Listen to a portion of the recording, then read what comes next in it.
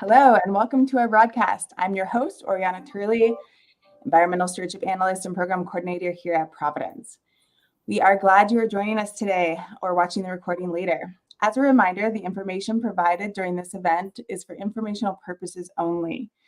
And for any medical questions, please reach out to your primary care or healthcare professional. Let's begin. In Providence, we have set an ambitious goal to become carbon negative by 2030.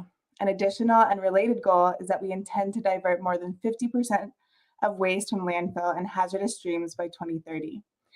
In achieving this, we expect to reduce our greenhouse gas emissions from waste by at least 30%, reduce the pollution burden on the communities we serve, and save significant financial resources. And today, joining me are a few of our experts in healthcare waste. We have Darcy Moxon, the Sustainability Program Manager for the Alaska region, Heidi Keplinger, Senior Manager of Food Services and the Chair of the Green Team at Sacred Heart Medical Center in Spokane, and Sarah Johnson, the RN Sustainability Program Manager at St. Patrick's Hospital in Missoula, Montana. So first, I'll set the stage with a little information about a process we call waste optimization, and then we'll dive into the discussion. So healthcare waste, as we all know, is complex, it's regulated, it's expensive, sometimes it's hazardous. Healthcare generates an enormous amount of waste, about 29 pounds per patient per day. Healthcare waste is often forgotten without considering the harm caused from that waste, carbon output, overuse of resources, wasted money, and more. Providence's goal is to divert more than 50% of waste from landfill and hazardous waste streams. And to meet this goal, we have developed this process that we call waste optimization. Waste optimization means getting the right waste to the right place at the right cost. And fortunately, what's good for the environment is also good for our finances. The process includes assessment, action planning, identifying key performance metrics to measure our progress, and then, of course, implementation. It starts with a waste assessment, getting an accurate picture of where waste is generated and where it goes, outlining what we pay for versus what is actually happening on the ground at a given ministry. Then, based on that assessment, an action plan is created to set goals, identify leadership on the ground, identify metrics to track progress, and establish a timeline.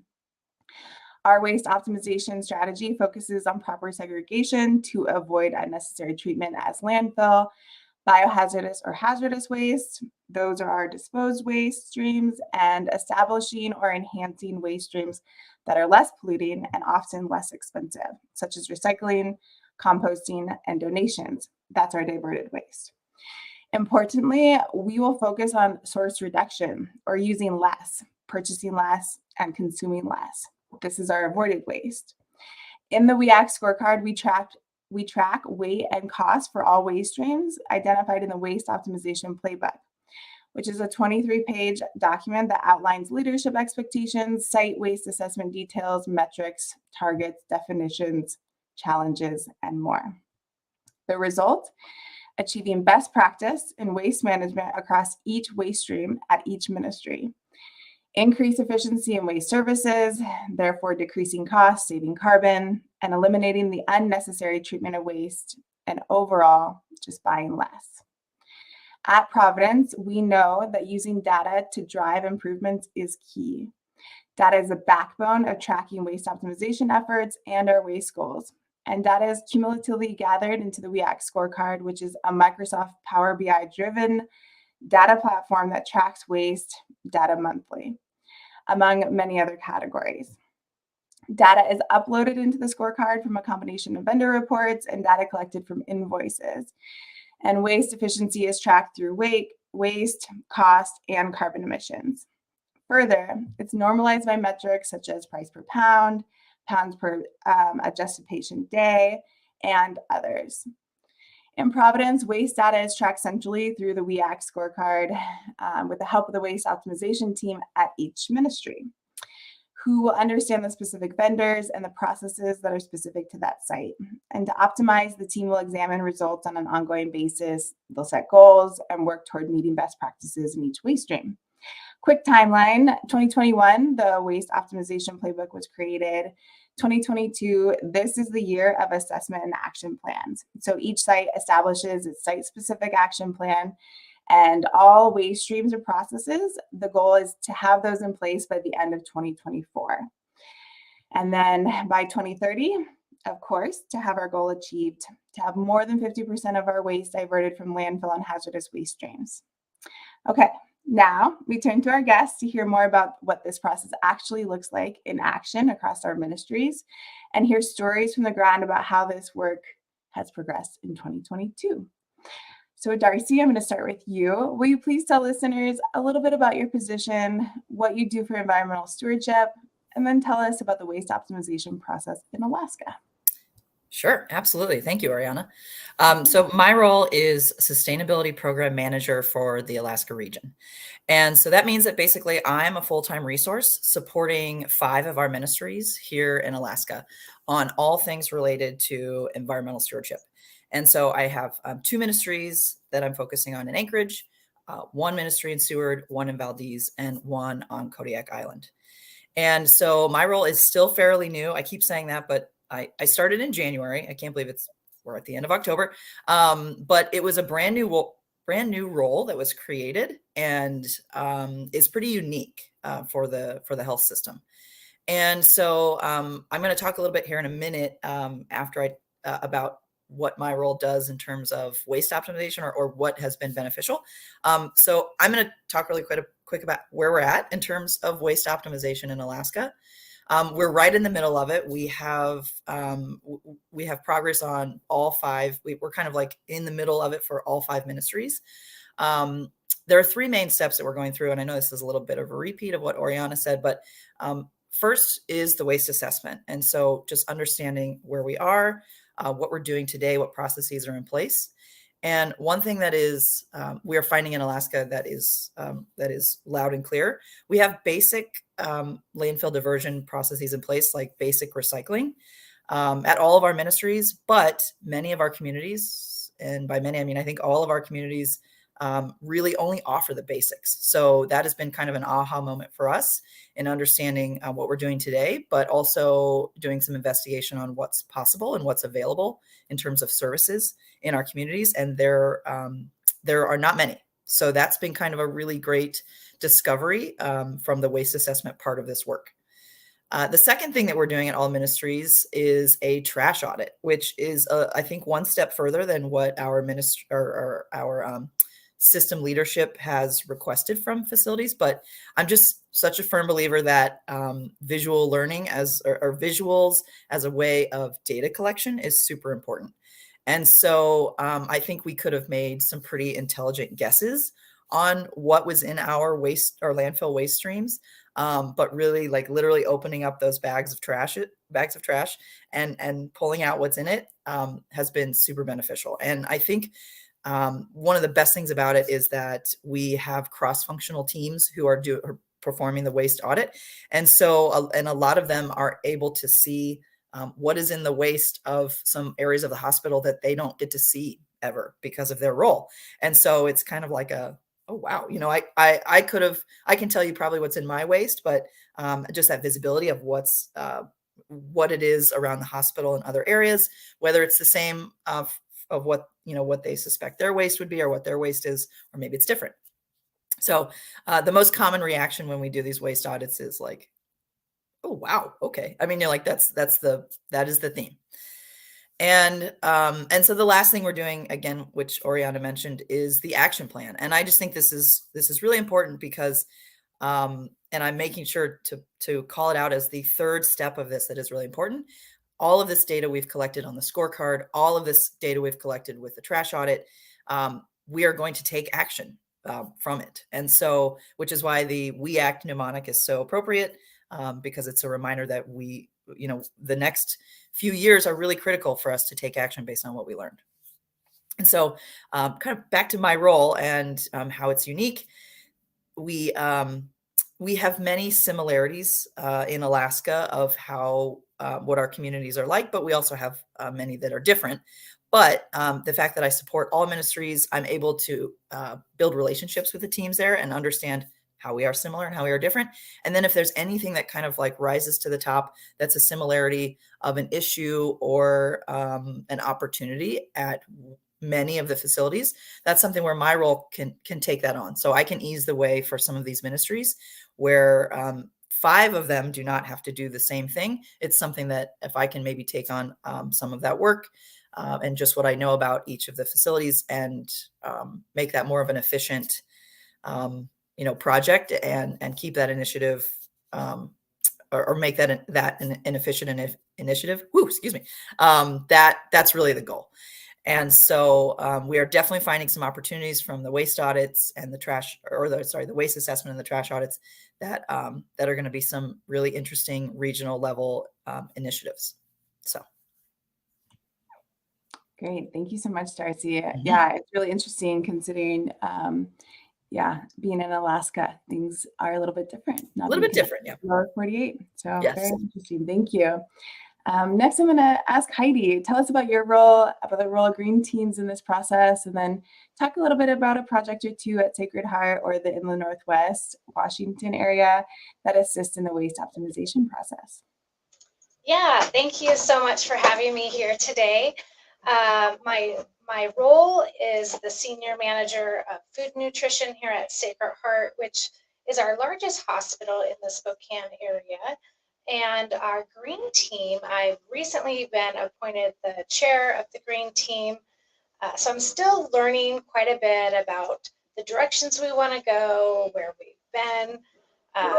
But we're focusing a lot with the green team on just re-energizing the focus. With COVID, a lot of things kind of went to the wayside. So we're just reinvigorating, making things exciting again and making people aware of all the great work that we're doing.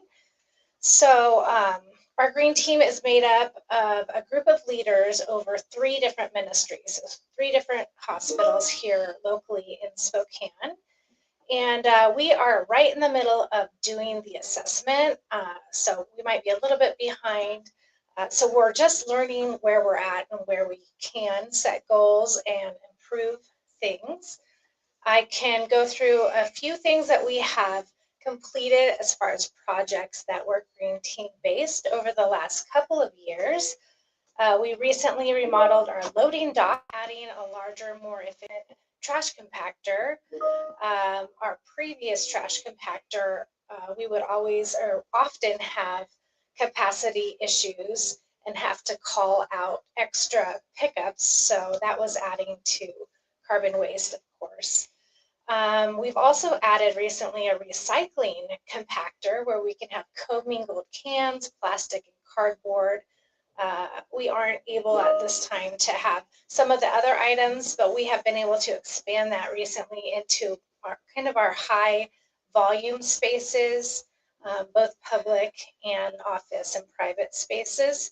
And later this year, we're hoping to expand that house wide. Currently, we have the option for people who are interested in recycling to bring their recycled items to one location, and then we bring that downstairs. But overall, that's been very successful. Also, with the compactor of the recycling material, it takes less trips to pick up, so that's helping as well. We did add a sterilization chamber to be able to sterilize our own medical waste, eliminating the need to go out to a vendor to handle. We do, battery recycling. We have reusable sharps containers, which our facility is 670 beds. So we have a lot of sharps containers out there. And with the reusable ones, we've learned that you can get maybe 100 uses out of them. So that's been really great as well.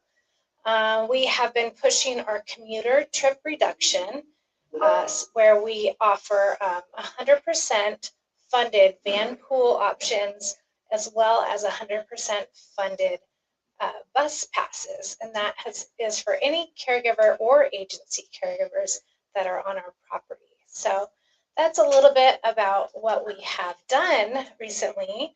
My background is in food and nutrition, so I'll talk a little bit more about what we're currently doing just in that area.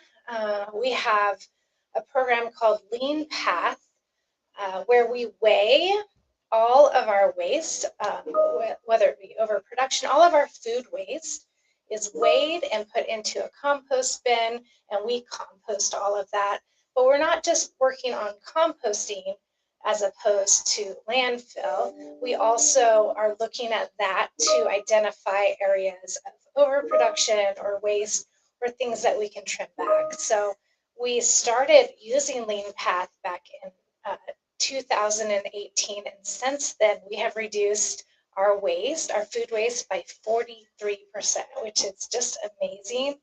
Of course, there's always a little bit more opportunity and room to grow. So from here, we have upgraded our system. It now has a camera that takes pictures of the pans of food, and we can review those on a daily basis, look for things that were overproduced that we can trim back how much we're producing on the start, on the beginning.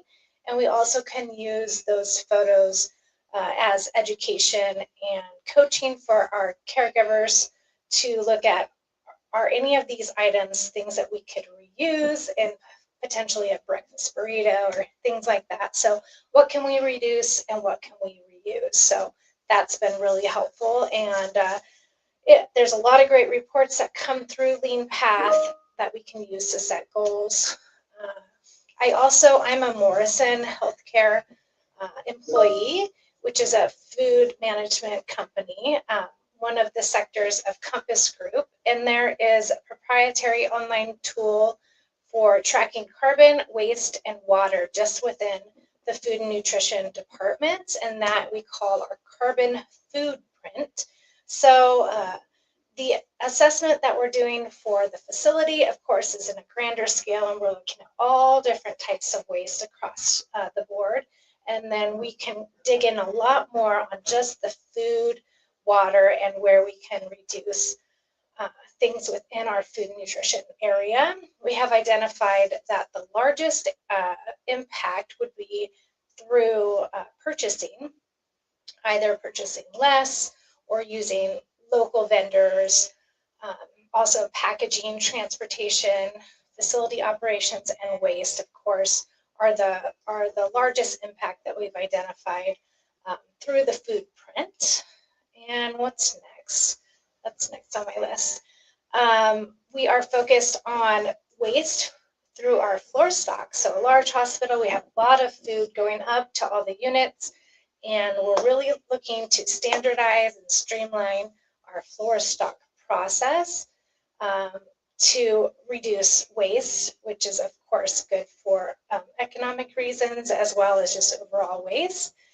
And so we're also working on updating our menu, our patient service menu, to be a lot more plant-based. So more to come with that. Great. Thank you so much for bringing that insight from Morrison in as well. I mean, now that all of the sites that will be onboarded to Morrison Food Services are, we can really start to dig into some of these data tools that are available through Morrison and make some of those improvements. So thank you so much for talking about that, Heidi.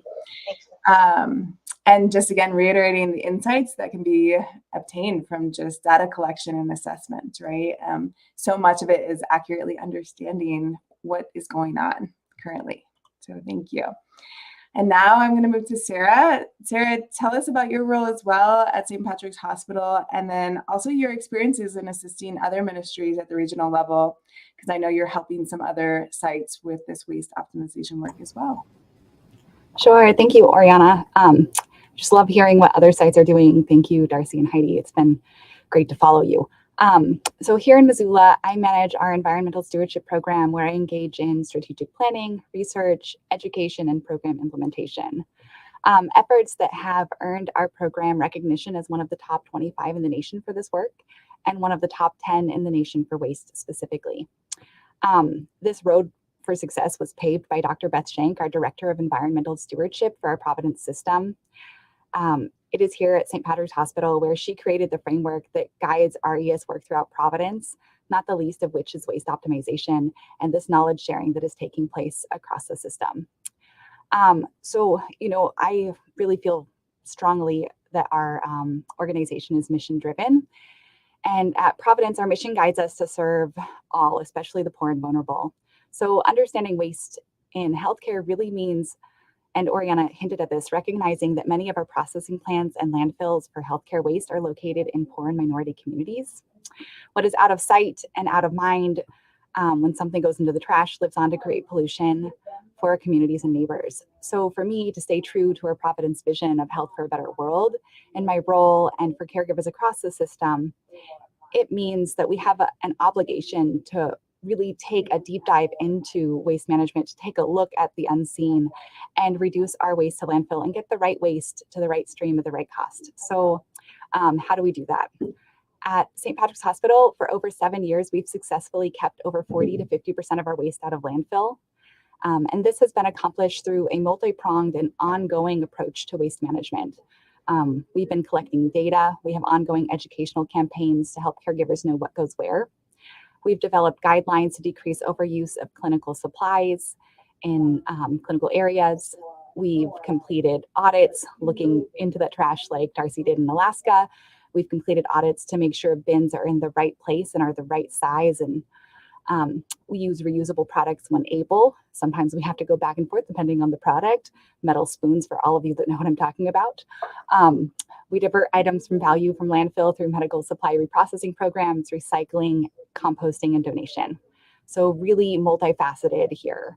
Some of my favorite examples, a few years ago, we spent roughly $400 on 2 washable leg positioners in one of our procedural units, instead of using stacks of clean bath blankets that were used for about 2 minutes and then sent back to laundry. With the switch to the washable leg positioner, we save over $11,000 per year on laundry expenses. I think it was actually 3 years ago, so $33,000 in the last 3 years. Not to mention the uncaptured water and time savings by making the simple switch. Last year, we started composting food that goes back to our dish room from the cafeteria. This was something we'd wanted to do for years and just had some hangups getting everyone coordinated. And we finally did. And now we have a 64-gallon bin that's rolled in and out and extra bins outside that facilities cleans for us to stay in compliance with Joint Commission. But by composting those food scraps, the uneaten food from our mostly our staff, because COVID has closed down our cafeterias largely, we increased composting by 186% in the first year. Huge win, small change. So caregiver and leadership support has been really instrumental in our waste optimization efforts. We could not create these 40 to 50% diversion successes without their engagement. And one of our main ways that we keep caregivers engaged is through our Waste Shepherd program. This is something that requires ongoing work. I have to work with department managers to make sure that there is someone in every single department with staff turnover, but I meet twice yearly with our directors and managers and try to identify someone that commits to being the waste expert on their unit. They serve as a resource for their colleagues when people have questions about what goes where, and people always have questions about what goes where. Oriana talked about the complexity of our waste stream, and it's over 17 different waste streams here at St. Pat's with subcategories in all of those categories. So it's really a big waste is big in healthcare. Now onto my regional work. As mentioned, we're in the process of completing waste assessments throughout Providence for acute care sites. And I've been lucky enough to assist my colleagues in Montana and Washington. I'm working with about 12 sites at the moment, and the sites vary from small critical access facilities to large level 2 trauma centers. There are obvious differences in size and geographic location. However, all of these facilities are generating the same types of waste and are guided by regulations for disposal of certain types of medical waste, such as sharps, chemo, blood, and pathogenic waste. That means that my role has really been to help my colleagues understand the complexity of their waste streams and assess whether they are effectively using the resources available in their area. Like Darcy mentioned, some service areas don't have many options for recycling or donations or composting. And so I help them investigate what options might exist. Can they transport to an area just outside of their region? And then I help them guide them in data collection with their waste efforts, whether they're not capturing something that they are doing or they're establishing a new waste stream. We're starting to finish our waste assessments. We'll begin working on our action plans, and then we'll really dial in our efforts to increase our efficiency in waste management. I really look forward to working together with these sites to combine this data, to share that information across the system, to work on that caregiver engagement piece to guide Providence towards what is really, in my mind, a more just and equitable future, one that really values the triple bottom line, people, planet, and finances. I think that's one of the things that really makes Providence special, is that we are working to really change the direction of healthcare and to make that triple bottom line a standard. Thank you. That's all I got. That's amazing, Sarah. And I especially appreciate you bringing up the inequities and environmental justice issues with this, because I feel like that's something that's just now starting to get talked about more and more across the system. And it is very important and the basis of our mission-driven work that we're all a part of. So thank you so much. And also regulatory requirements, just ensuring compliance. The nice thing about this work is that often it's just so practical, right? If we can save carbon, we can save money, we can improve the lives of those we serve. I mean, why not just get it done, right? So I'm going to go and look for questions here from the audience.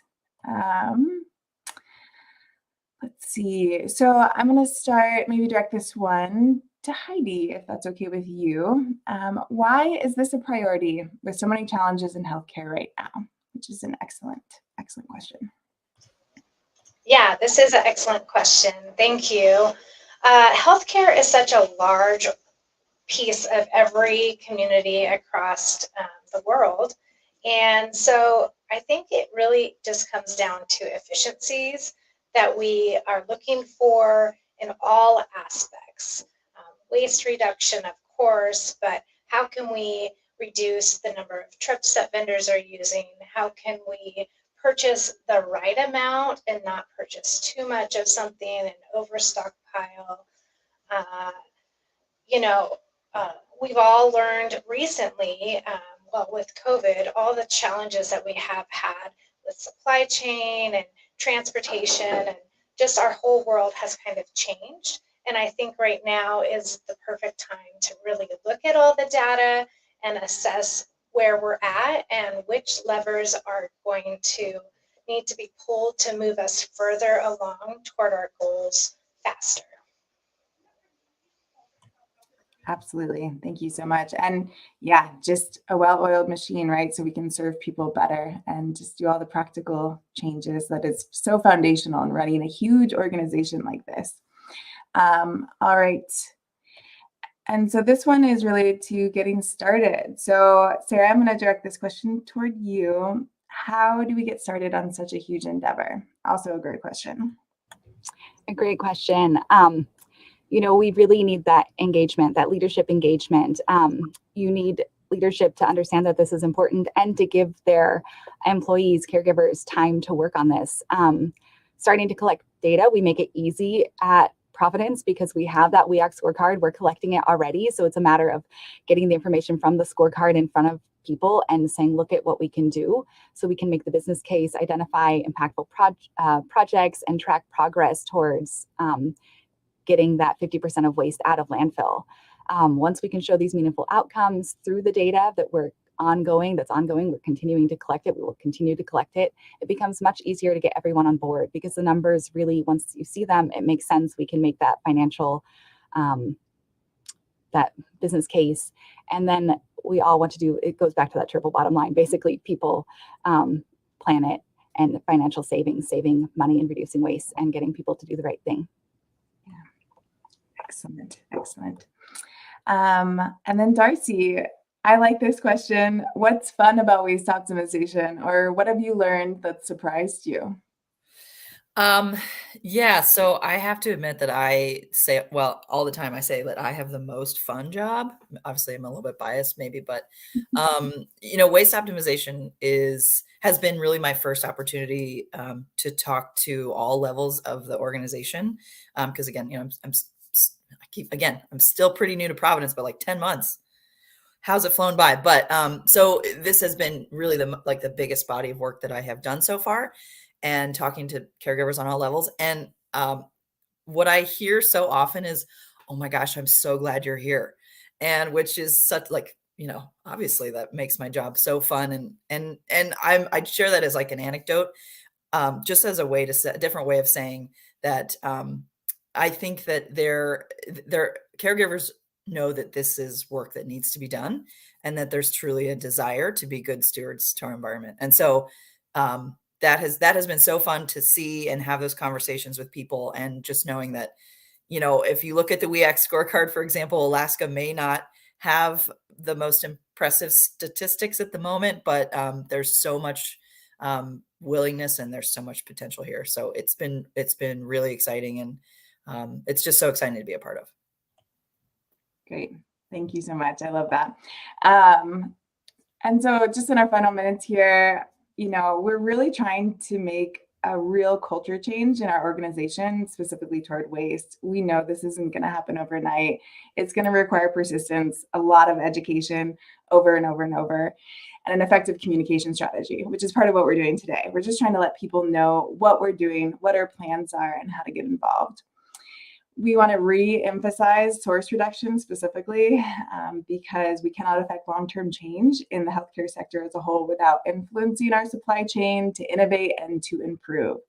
And so there is a lot of system work going on to be parts of different groups with other health systems and GPOs, which purchases all of our supplies, to try and push our supply chains to innovate, which I particularly find exciting because I think that's going to be really impactful long-term for our planet. And as we all know, waste is complex. We've said this again and again. It's also interesting, it's challenging, it requires a lot of intention to make change. So I just want to say thank you to Heidi and Darcy and Sarah for joining us today, and for all of you out there who are watching and who sent in your questions as well. To learn more about our initiatives, our programs, services, ways to give, or if you're looking for help or medical advice, please visit providence.org. And make sure to follow us on social media at Providence on Twitter and at Providence Health System on LinkedIn, Facebook, and Instagram. Thank you so much for being here.